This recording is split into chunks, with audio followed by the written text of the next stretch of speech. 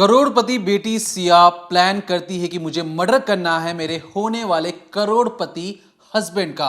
बाकायदा पहाड़ की चोटी पर ले जाया जाता है और दोनों मिलकर प्लान करते हैं कि किस कदर वो आने वाले वक्त में सेलिब्रेट करेंगे। सेलिब्रेट करते करते करोड़पति बेटी सिया सोचती है कि मैं अपने होने वाले करोड़पति हस्बैंड को नीचे धकेल देती हूं, और वो बकायदा धकेलती भी है। बगल में खड़ा उसका प्रेमी भी था उस वक्त। दोनों मिलकर दहाड़ मार मार के हंस रहे थे जब वो देख रहे थे कि जो होने वाला जो कांटा था, करोड़पति कांटा, जो उनके प्यार में एक तरीके से जानबूझकर कंकर पत्थर की तरह बना हुआ था, उन्होंने किस कदर उसे रास्ते से हटा दिया।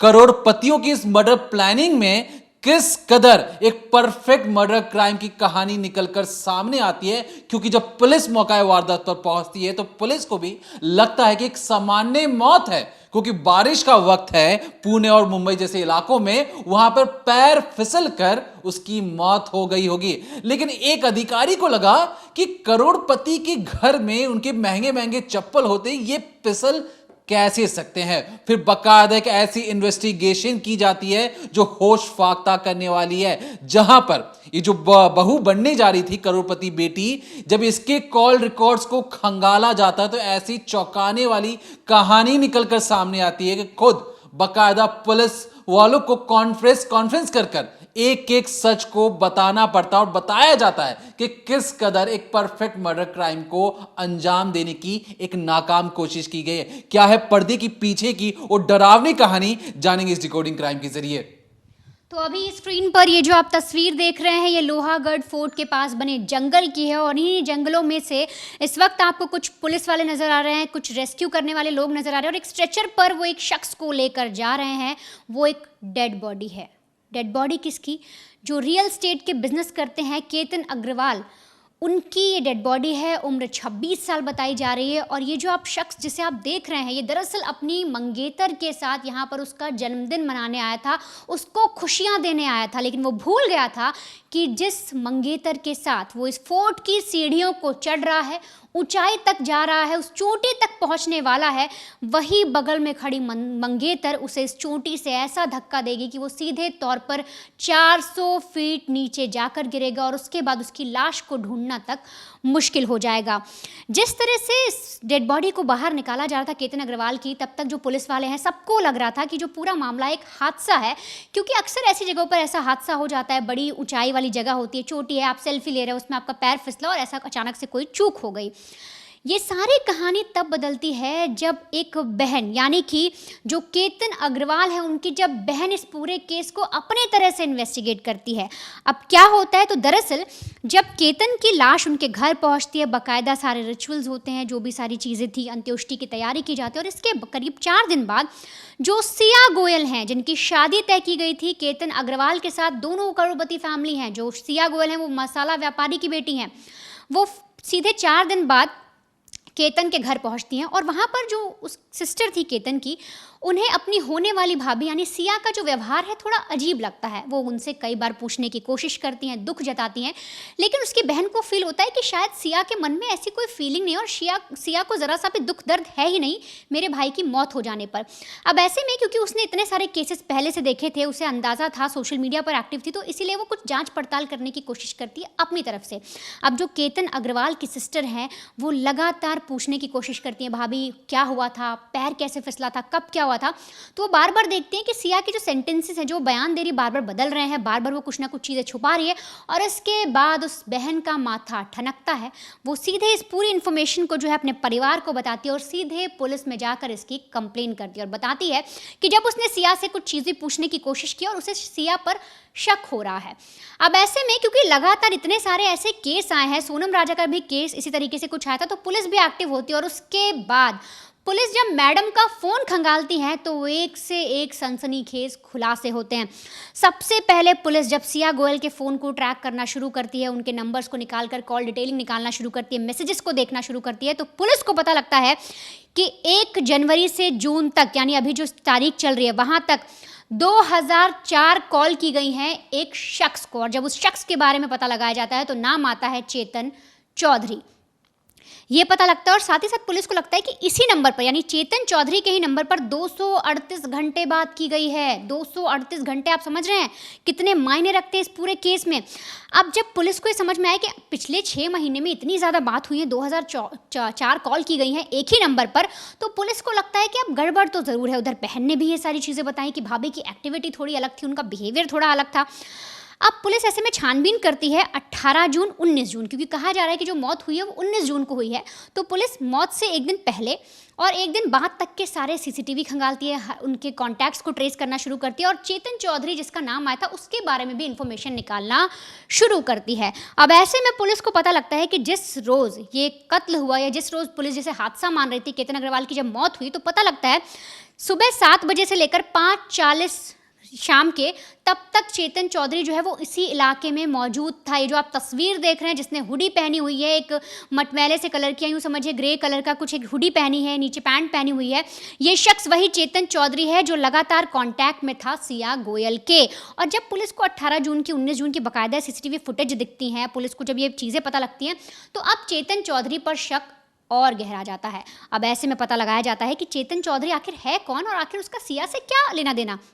इसके बाद चेतन चौधरी के नंबर्स पर कॉल करने की कोशिश की जाती है, पता लगाने की कोशिश की जाती है। अब जो चेतन चौधरी का कॉल था वो खुद चेतन नहीं उठाता, बल्कि उसका एम्प्लॉय यानी कि जिस शॉप में वो काम कर, जहाँ पर वो ओनर था जिस शॉप का, वहाँ पर जो एम्प्लॉय काम करता था वो फ़ोन उठाता और बोलता है कि सर चेतन सर तो यहाँ पर नहीं है, वो कहीं गए हुए हैं और वो हमारा फ़ोन लेकर गए हैं। अब पुलिस का दिमाग और ठनकता है कि एक मालिक कहीं पर अगर बाहर जा रहा है तो अपने एम्प्लॉय का फ़ोन लेकर क्यों जाएगा, वो बाकायदा अपना फ़ोन लेकर भी तो जा सकता था। इसके बाद और से जितनी ज़्यादा पुलिस ट्रेस कर सकती थी वो ट्रेस करती है।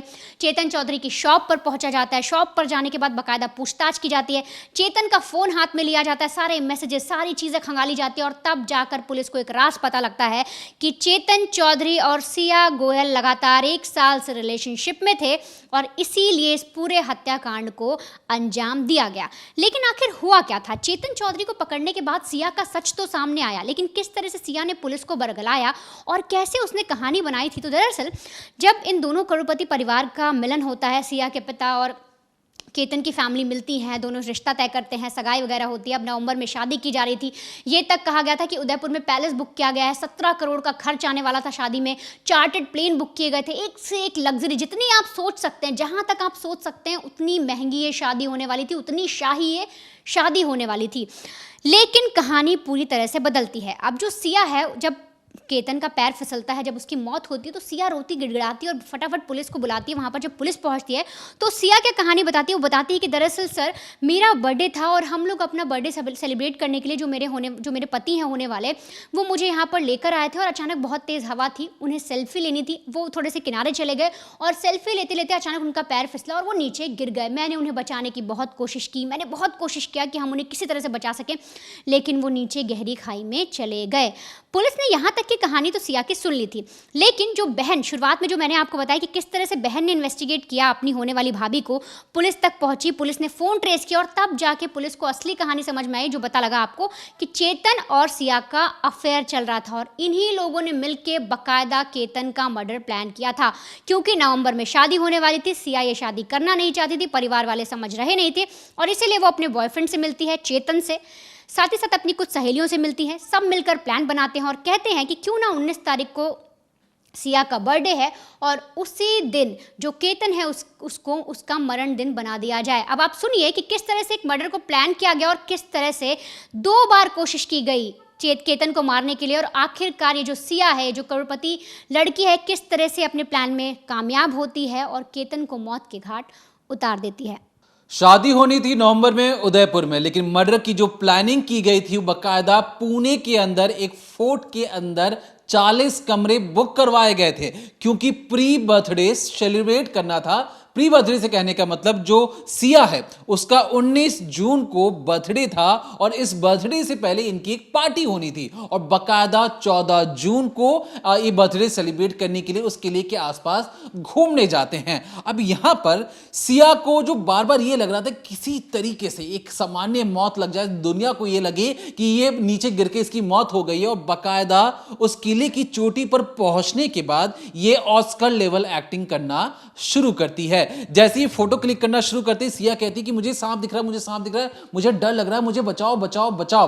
केतन अपनी होने वाली जो मंगेतर या जिसके साथ उसकी शादी होने वाली थी, उसे बचाने के लिए हंसी मजाक में वो पहाड़ के एक कोने पर पहुंच भी जाता है। लेकिन यहां पर भी कई कोशिशों के बाद भी जो केतन अपने आप को बचा लेता है और सिया को लगता है कि गिर कर नीचे मर क्यों नहीं रहा, इसके पैर फिसल क्यों नहीं रहे, मैं कितनी बार कोशिश कर चुकी हूं। और 14 जून को जब प्री बर्थडे सेलिब्रेट किया जा रहा था, उस वक्त उसने एक दो नहीं कम से कम 5 से 6 बार कोशिश की, बार बार सांप का बहाना मारा, बार बार कहा कि चलो हम उस चोटी पर कोने पर खड़े होकर फोटो खिंचवाते हैं, टाइटैनिक की पोज देते हैं। बकायदा हर एक वो कोशिश कर रही थी जिससे केतन अग्रवाल को एक तरीके से मौत के घाट उतारा जा सके। लेकिन 14 जून एक तरीके से केतन अग्रवाल के हक में चली जाती है। सिया मायूस होकर वापस होटल के कमरे में चली जाती है और फिर से रोज रात 14 जून से लेकर 18 जून तक अगले 4 रातों तक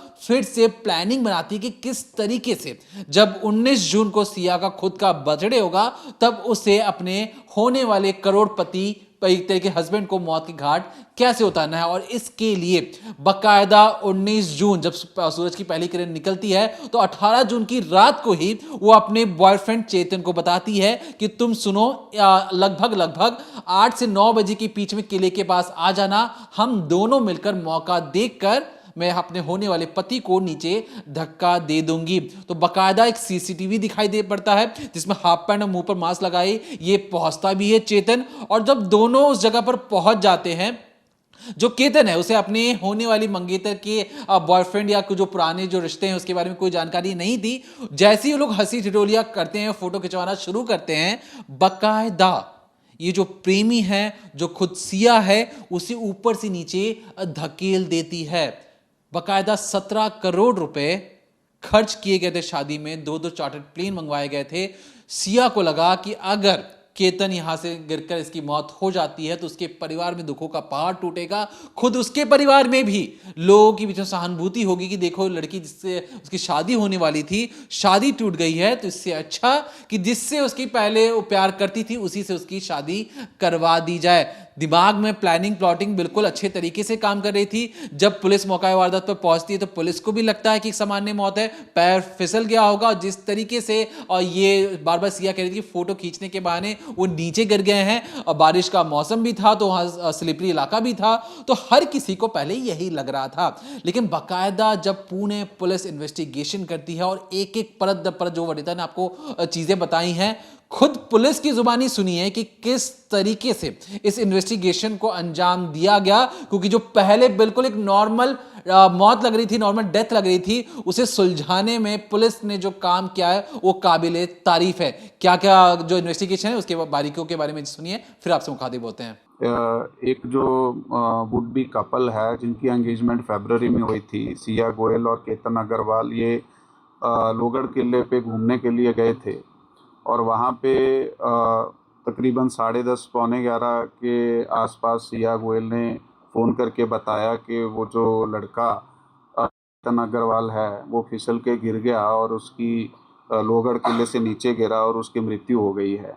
तो इसके बाद वहाँ जो सिक्योरिटी गार्ड हैं, पुलिस और इसके जो मैयत है और वो जो लड़की है उसके घर वाले गए, तो पुलिस स्टेशन में उसी दिन एडी दाखिल की गई 36/2026 जो है सेक्शन 194 के अंतर्गत। तो ये केस दाखिल करने के बाद फिर जो आगे तपास किया गया, उस तपास में कुछ बातें हमारे सामने आई। जो इनके रिश्तेदार हैं या उनके फ्रेंड सर्कल से कुछ बातें समझी, जिससे हमें संशय निर्माण हुआ कि ये इस तरह की घटना अचानक से होना बहुत ज़्यादा प्रोबेबल नहीं है। खासकर वो लड़का जो है वो ट्रैकिंग करता था, काफ़ी ट्रैकिंग की थी उसने, तो उस हिसाब से फिर आगे और संशय, फिर फैमिली ने इस पे डाउट लिया। फैमिली की तरफ से हमारे तरफ एक तकरार की गई कि इसमें कुछ तो संशयपद जो है दिख रहा है। और फिर हमने अपने जो गोपनीय सूत्र हैं और उसके बिना कुछ साक्षीदार और जो तांत्रिक पुरावे हैं उसमें तपास करने के बाद सामने आया कि ये जो लड़की है सिया गोयल, इसका एक फ्रेंड जो चेतन चौधरी नाम का है, जो इस यहाँ पे ये लड़की, इसकी फैमिली का काम है मार्केट यार्ड में, उनकी भी दुकान उधर ही है। तो इनकी आपस में कुछ 1 साल के आसपास से पहचान थी। तो इन दोनों ने ये प्लान किया और प्लान करने के बाद इस घटना को अंजाम दिया और उस लोहगढ़ किले पे इन्होंने वो केतन अग्रवाल को धक्का दिया और वो नीचे गिरा और उसकी मृत्यु हो गई। और इस केस में जो लोनावाड़ा ग्रामीण पुलिस स्टेशन है उसमें 168 2026 कलम 103 BNS और 61(2) इसके अंतर्गत मर्डर का गुनाह हमने दाखिल किया है और इन दोनों को ताबे में लिया है और अधिक पूछताछ में इन्होंने कबूली भी दी है और अधिक तपास अभी चालू है। चेतन चौधरी का पूरे मामले में क्या ताल्लुक है और सिया के साथ रिश्ते कैसे सामने ते एकमेकाचे संपर्कात आणि संबंधात होते। हाँ, इन दोनों का आपस में संबंध था जी। पहली बार ही हुआ है, इससे पहले इस तरीके का अटेम्प्ट कोई हुआ है? क्योंकि इन्वेस्टिगेशन में ये भी समझ में आ रहा है प्राथमिक तौर पर कि पहले कुछ बाली का प्लान था, फिर उसके पासपोर्ट फ्रॉड किया और बाद जी। में लोहगढ़ का प्लान हुआ। वो जो इन्फॉर्मेशन आप पूछ रहे हैं इसमें तकरीबन जून के पहले वीक में प्री वेडिंग शूट के लिए ये लोग बाली जाने का प्रोग्राम बनाया था। तो बाली के लिए यहाँ से मुंबई के लिए निकले थे, लेकिन वहाँ से इनको वापस आना पड़ा क्योंकि एयरपोर्ट पे इनको जाके समझ आया कि जो केतन अग्रवाल है जो इस केस में मैयत है कि उसका पासपोर्ट मिसिंग था। तो उसकी जो स्टोरी ऐसी है कि इस लड़की ने, सिया गोयल ने ही उसका जो पासपोर्ट है वो निकाल लिया था और उसको डिस्प्लेस किया था सो कि ये कतर बाली ना जा पाएँ। तो फिर वापस आने के बाद आगे उन्होंने ये प्लान किया। फिर एक बार 14 तारीख को भी ये केतन अग्रवाल और सिया गोयल दोनों लोहगढ़ किले पे गए थे, लेकिन उस दिन इस तरह की कोई घटना या तो हो नहीं पाई या फिर ऐसी घटना को अंजाम देने के लिए एक्ट नहीं किया गया। तो फिर 18 तारीख को वो जो चेतन चौधरी है तो वो वहाँ पे पहुँचा।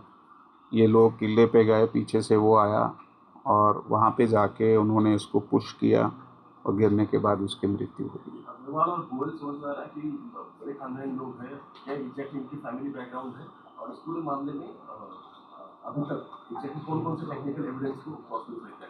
देखिए, दोनों बिजनेस फैमिलीज़ हैं। मार्केट यार्ड पूना सिटी में जो है वहाँ पे दोनों के बिजनेस हैं और हमने अभी तक वो जो भी हमें टेक्निकल हमारे सोर्सेज हैं जिसमें हम CDR IPDR एनालिसिस करते हैं, CCTV चेक करते हैं, हमारे कुछ गोपनीय सूत्र हैं और उनके रिश्तेदारों के जवाब हैं और उनके आगे जो साक्षीदार हमें वहाँ पे जो वस्तु स्थिति दिखाई दी है, इस सब के आधार पे ये जो गुनाह है वो डिटेक्ट होके सामने आया है। Thank you. तो सुना आपने कि किस तरीके से पुणे पुलिस ने अपना इन्वेस्टिगेशन किया। तो हमें लगा कि इस केस के बारे में आपको बताना उतना ही जरूरी है और समझाना भी जरूरी है, क्योंकि जब लोग सोचते हैं कि हम परफेक्ट क्राइम कर लेंगे और बच जाएंगे, तो ऐसा बिल्कुल भी नहीं है। परफेक्ट क्राइम जैसी कोई भी चीज इस दुनिया में नहीं है। देर सवेर पुलिस या कानून आप तक जरूर पहुंचेगी। आप ये सोचे कि मैंने मर्डर कर दिया, मैंने क्राइम कर दिया, मैं बच जाऊंगा, मैंने परफेक्ट क्राइम किया, तो ऐसी कोई चीज इस दुनिया में नहीं हो सकती है।